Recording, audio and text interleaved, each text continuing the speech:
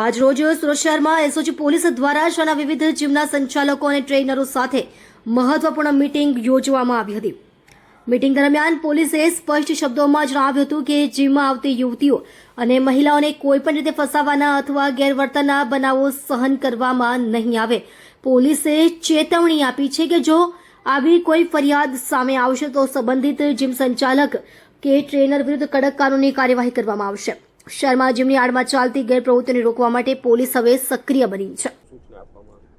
વેસુ, પીપલોદ,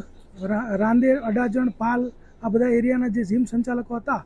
એ લોકોની મિટિંગ રાખીને એ લોકોને સૂચના એ આપવામાં આવી છે કે જ્યારે પણ એ લોકો ટ્રેનરો રાખે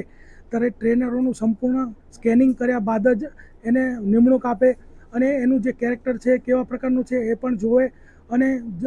જે દીકરીઓ, બહેનો, મહિલાઓ અને જે